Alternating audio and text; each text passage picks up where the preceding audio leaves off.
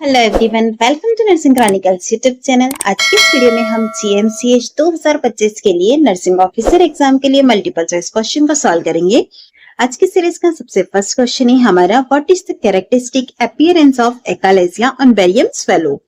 एकालेसिया condition के अंदर जब हम बेरियम स्वेलो कराते हैं तो उसके अंदर क्या कैरेक्टरिस्टिक अपीयरेंस देखने को मिलता है। Option A string sign, option B bird's beak sign, option C corkscrew esophagus, option D apple core. Right answer रहेगा हमारा यहाँ पर option B bird's beak sign. चलिए हम यहाँ पर आए हुए सारे साइंस को देखते हैं कि कौन से कंडीशन के अंदर हमें क्या देखने को मिलता है। सबसे फर्स्ट आता है हमारा स्ट्रिंग साइन। स्ट्रिंग साइन जो होता है वो क्रॉन्स डिजीज के अंदर देखने को मिलता है। सेकेंड है हमारा bird's beak sign. Bird's beak sign हमें देखने को मिलता है एकालेसिया कार्डिया में। उसके बाद आता है हमारा कॉक्सक्रू इसोफेगस। कॉक्सक्रू इसोफेगस किससे रिलेटेड है? डिफ्यूज इसोफेजियल स्पाज्म के साथ में। ऑप्शन डी के अंदर है हमारा एप्पल कॉरलेशन। एप्पल कॉरलेशन हमको देखने को मिलता है कोलोरेक्टल कैंसर। तो इस तरह से आप यहाँ पर देख सकते हैं, हमें पूछा था बेरियम स्वेलो के अंदर एकालेसिया का कैरेक्टरिस्टिक अपीयरेंस, तो वो था हमारा एकालेसिया कार्डिया का बर्ड्स बिग साइन। चलिए अब यह क्या चीज होती है और एक्सरे में किस तरह का दिखता है वो देख लेते हैं हम। Bird's beak sign classical radiological finding in achalasia cardia. जैसा कि हमने देखा, ये जो हमारा रेडियोलॉजिकल फाइंडिंग है उसके अंदर एकालेसिया कार्डिया के बर्ड्स बिग साइन देखने को मिलता है। On a barium swallow, the esophagus appears dilated above and narrowed at the lower esophageal sphincter, forming a shape similar to bird's beak. आप यहाँ पर इमेज के अंदर देख रहे हैं, यहाँ पर जो ये वाला अपर पोर्शन जो है वो स्वेलो हो गया है, डायलेटेड है। इसी के साथ ही यहाँ पर लोअर इसोफेजियल स्फिंक्टर के अंदर देखेंगे तो यहाँ पर काफी नैरो हो गया है और एक शेप बना रहा है जो कि बर्ड्स बिग की तरह अपीयर हो रहा है। जैसा कि आप यहाँ पर देख रहे हैं, यह हमारा बर्ड्स बिग के जैसा जो अपीयरेंस है उसे ही कहते हैं बर्ड्स बिग साइन, जो कि हमें एकालेसिया कार्डिया की कंडीशन के अंदर देखने को मिलता है। नेक्स्ट क्वेश्चन है हमारा, which of the following is not A part of sand STRIDE. निम्न में से कौन सा सैंड स्ट्राइड जो होता है उसका पार्ट नहीं है। Option A gallstone, option B hiatal hernia, option C diverticulosis, option D appendicitis. Right answer रहेगा हमारा यहाँ पर ऑप्शन डी एपेंडिसाइटिस। एपेंडिसाइटिस के अलावा गॉलस्टोन, हाइटल हर्निया और डायवर्टिकुलोसिस यह तीनों ही पार्ट होते हैं हमारे सैंड स्ट्राइड के। चलिए अब हम देख लेते हैं कि सैंड स्ट्राइड क्या है। It is commonly in elderly women due to age related connective tissue weakness. Elderly women के अंदर यह कॉमनली होता है और यह क्यों होता है? क्योंकि एज रिलेटेड कनेक्टिव टिश्यू जो होती है उसके अंदर वीकनेस आ जाती है।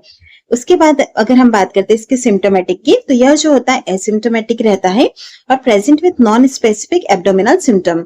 या तो यह एसिम्टोमेटिक रहेगा या फिर कुछ नॉन स्पेसिफिक एब्डोमिनल सिम्टम के साथ प्रेजेंट होगा। जैसा कि हमने देखा ही था कि इस सैंड स्ट्राइड जो होता है उसके कंपोनेंट्स के अंदर क्या आता है, तो उसके 3 कंपोनेंट्स होते हैं। सबसे फर्स्ट आता है हमारा गॉल ब्लैडर स्टोन, उसके बाद आता है हाइटल हर्निया और तीसरा है हमारा डायवर्टिकुलोसिस। नेक्स्ट क्वेश्चन रहेगा हमारा, which laboratory finding is most suggestive of acute appendicitis. कौन सी ऐसी लेबोरेटरी फाइंडिंग है जो कि हमें यहाँ पर सजेस्ट करती है एक्यूट एपेंडिसाइटिस कंडीशन को। Option A elevated ALT and AST, option B high serum amylase, option C leukocytosis with neutrophilia, option D elevated bilirubin. Right answer रहेगा हमारे यहाँ पर option C leukocytosis with neutrophilia. Leukocytosis with neutrophilia indicate करता है हमें acute bacterial inflammation और it is a hallmark of appendicitis. अगर हम बात करते हैं यहाँ ALT AST की, तो यह ज्यादातर रिलेट करता है हमारा लिवर इंजरी और हेपेटाइटिस डिजीज कंडीशन के साथ में। उसके बाद आता है हमारा एमाइलेज, और एमाइलेज जो होता है वो हाई एमाइलेज हमको देखने को मिलता है पेनक्रिएटाइटिस यानी कि इन्फ्लामेशन ऑफ द पेनक्रियास के अंदर। इसी के साथ ही हम बात करते हैं एलिवेटेड बिलिरुबिन की, तो माइल्डली रेस्ट होता है अगर हमारा जो एपेंडिसाइटिस है उसका परफोरेशन हो गया या उसकी वजह से सेप्सिस हुआ हो तो, but it is not a diagnostic. सो इस तरह से आप देख सकते हैं जो हमारा लेबोरेटरी फाइंडिंग है जो कि सजेस्ट कर रहा है कि एक्यूट एपेंडिसाइटिस हो सकता है, वो कौन सा है? ल्यूकोसाइटोसिस विथ न्यूट्रोफिलिया, यानी कि ऑप्शन सी राइट आंसर रहेगा। नेक्स्ट क्वेश्चन है हमारा, ACE inhibitors are contraindicated in which of the following patient. ACE inhibitors जो होती है वो कौन से पेशेंट के अंदर कॉन्ट्राइंडिकेटेड रहती है। Option A patient with diabetes and hypertension, option B pregnant women, option C patient with heart failure, option D patient with proteinuria. Right answer रहेगा हमारे यहाँ पर option B pregnant women. ACE inhibitor जो होती है उसे हम प्रेग्नेंट वुमेन के अंदर नहीं यूज करते हैं और प्रेगनेंसी के अंदर यह कॉन्ट्राइंडिकेटेड रहती है, क्योंकि जो एसी इनहिबिटर मेडिसिन होती है वो टेरेटोजेनिक होती है, जिसकी वजह से जो हमारा फिटस है उसको हार्म हो सकता है। इसीलिए कभी भी हमें प्रेगनेंसी के अंदर एसी इनहिबिटर मेडिसिन नहीं देनी है। और यह जो कॉन्ट्राइंडिकेशन सबसे ज्यादा हमको देखने को मिलता है सेकेंड और थर्ड ट्राइमेस्टर प्रेगनेंसी के अंदर। इसके अलावा हम बात करते हैं patient with diabetes and hypertension, यहाँ पर हम एसी इनहिबिटर यूज कर सकते हैं। हार्ट फेलियर के अंदर हमारा एसी इनहिबिटर की ट्रीटमेंट की तरह काम करता है और पेशेंट विद प्रोटीनूरिया के अंदर भी यह बेनिफिशियल रहता है, क्योंकि करता है ग्लोमेरुलर प्रेशर को। सो इस तरह से आप देख सकते हैं हमें पूछा गया था एसी इनहिबिटर का कॉन्ट्राइंडिकेशन, तो वो रहेगा हमारा ऑप्शन बी यानी कि प्रेग्नेंट वुमेन। अब साथ ही में हम देखेंगे एसी इनहिबिटर के एग्जांपल्स क्या क्या होते हैं। AC inhibitor angiotensin converting enzyme inhibitor, इसकी जो भी मेडिसिन होती है उसके लास्ट में हमें सफिक्स प्रिल देखने को मिलता है। जहां पर भी मेडिसिन के लास्ट में प्रिल है तो वहां पर चांसेस रहते हैं कि वह हमारा एसी इनहिबिटर का एग्जाम्पल होगा।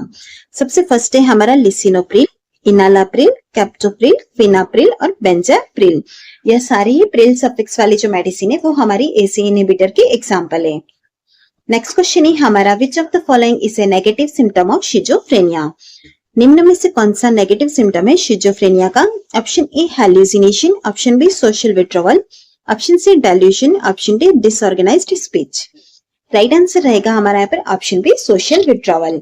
सोशल विड्रॉवल जो है हमारा वो नेगेटिव सिम्टम है शिजोफ्रेनिया का। इसके अलावा हैल्यूसिनेशन, डेल्यूशन और डिसऑर्गेनाइज्ड स्पीच जो है वो हमारी पॉजिटिव सिम्टम ऑफ शिजोफ्रेनिया है।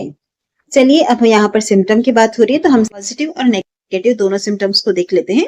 सबसे फर्स्ट शिजोफ्रेनिया के हम पॉजिटिव सिम्टम्स के बारे में बात करेंगे। पॉजिटिव सिम्टम्स जो है उसके अंदर आता है हमारा delusion, hallucination, disorganised speech, disorganised behaviour और एजिटेशन। उसके बाद हम देखेंगे यहाँ पर नेगेटिव सिम्टम्स के बारे में। नेगेटिव सिम्टम्स का एग्जाम्पल में आपको देखने को मिलेगा lack of interest, difficulties organising, concentration difficulties, social isolation या विड्रॉवल, लैक ऑफ इमोशंस और लैक ऑफ एनर्जी।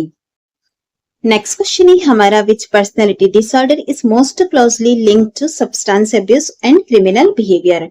कौन सा ऐसा पर्सनैलिटी का डिसऑर्डर है जो कि क्लोजली लिंक करता है सब्सटेंस अब्यूज और क्रिमिनल बिहेवियर के साथ।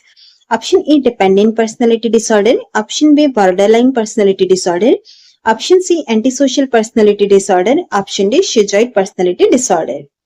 राइट आंसर रहेगा हमारा यहाँ पर option C antisocial personality disorder.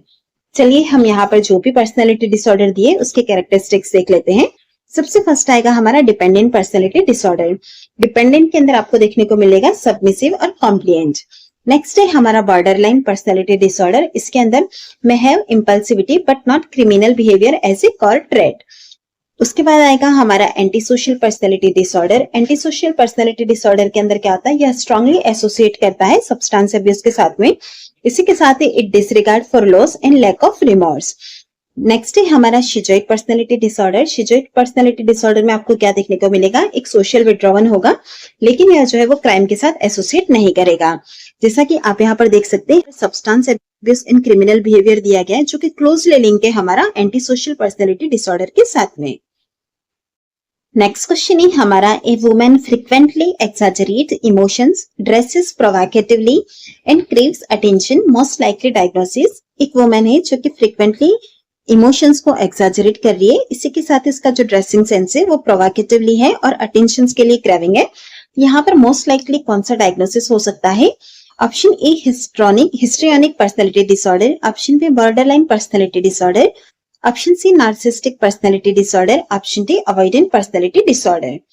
Right answer रहेगा हमारा यहाँ पर option A histrionic personality disorder.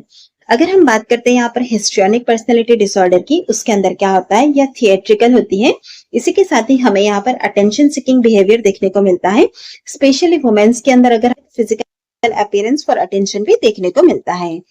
Next हम देखने वाले बॉर्डरलाइन पर्सनैलिटी डिसऑर्डर में, इसमें क्या होता है, intense emotions but more unstable and impulsive होता है। नेक्स्ट आएगा हमारा नार्सिसिस्टिक पर्सनैलिटी डिसऑर्डर। इसके अंदर जो रहता है फोकस रहता है सेल्फ इंपॉर्टेंस के ऊपर, लेकिन जो इमोशनल डिस्प्ले होता है वो नहीं होता है। लास्ट है हमारा अवॉइडेंट पर्सनैलिटी डिसऑर्डर। इसके अंदर जो पर्सन रहता है वो विथड्रॉवन रहता है और शाय होता है।